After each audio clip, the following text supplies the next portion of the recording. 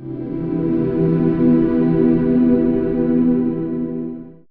I'm Uswa Fatima. I'm 16 years old and I'm an O3 in LGS 101, and I'm a debater and a writer. If you told me 5 years ago that I would be standing on a stage in an international forum in front of hundreds of people, delivering a speech on a topic that was given to me 15 minutes beforehand, I would probably faint before the end of the statement.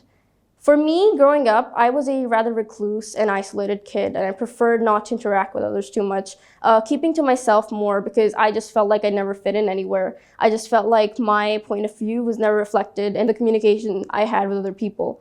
And so, ever since the start of my school year, ever since I started my grade, I would always prefer to sit at the back of the classroom with a book or a notepad, scribbling away my ideas, as opposed to engaging in conversation with other people. However, I always felt like there was more that I could achieve. The dream was never to be a star or to be popular or to be standing on a stage debating. The dream was always to be in a place where I could find a community, where I could find myself in a way. For me, the opportunity to do that came when I was in 7th grade, and purely by coincidence. I was in class one day and my coordinator came in and she announced the start of a program called the World Scholars Cup in our school. And upon hearing that, I jumped to the opportunity. I was more than enthusiastic to take part in something which could finally help me find my core and what I wanted to do in life. When I went down to the room where everybody was sitting and where the program details were being announced, something inside me stirred and I felt like I'd finally found where I belonged. When I started out public speaking, I still remember the first day I stepped in front of that classroom full of 6 or 7 students and I tried to say my speech out loud. But the amount I stuttered and the amount of fear and anxiety inside me stopped me from doing so. And something inside me just told me to stop because there would be too much judgment put onto me. But over time, more and more practice and letting myself kind of ease into that environment helped me lose that fear and that inherent fear of judgment and that inherent loss of self-confidence that I had over the years because of bullying.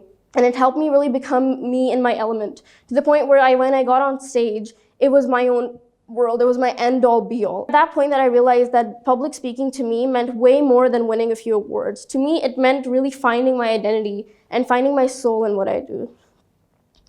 The way I got into writing, however, was completely opposed to this.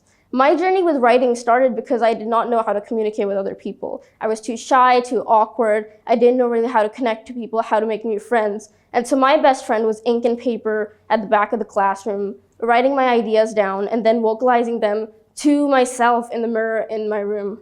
This led me to realize that there is much more to life than essentially being extremely loud and socializing. I think everybody has this kind of stereotype in their mind of what a public speaker should be like from the start of time. As the same stereotype I had, I never imagined I could get into debates solely because of the fact that in my mind, anybody who could get on a stage and hold a speech was somebody who had always been outgoing and social from the start of time. However, I soon realized that wasn't the case.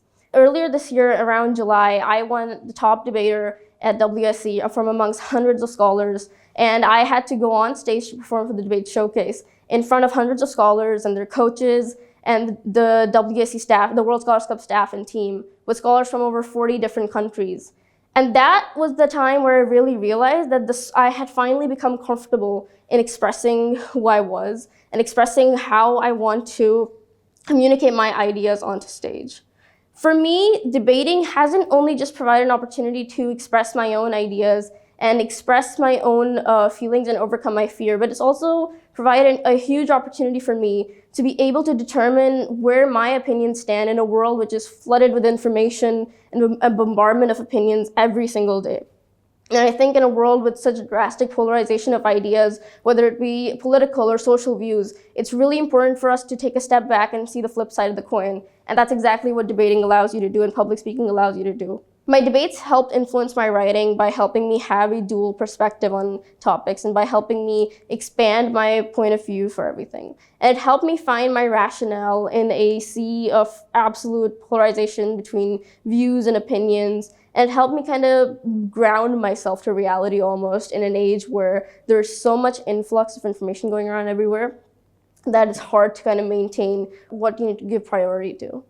From what I would give to other people, other younger people of my age, would be that pick up a niche that you feel like you would fit in. For me, I was a nobody to myself even before I started public speaking and writing, and it helped me find myself as opposed to just having, it helped me develop skills as well, but it also helped me kind of find myself and find my essence and be more comfortable within my element. And it helped me grow as a person. It helps you tackle so many different fears that you have on the inside, that it brings it out for you to scrutinize yourself, and then it helps you break them down. The fear of public speaking for me, actually, that adrenaline and the way your heart pumps and the butterflies in your stomach you get right before speaking for your first time, it didn't go away the 20th time I spoke or the 50th time I spoke, but it turned into a thrill instead of a fear. And it's all about redirecting that energy onto what you feel like you want to do with your life. And that's a message I would like to put out there, to really understand what you want to do with your life as opposed to trying to fit into a mold that everybody wants to put you in that you know you cannot fit into.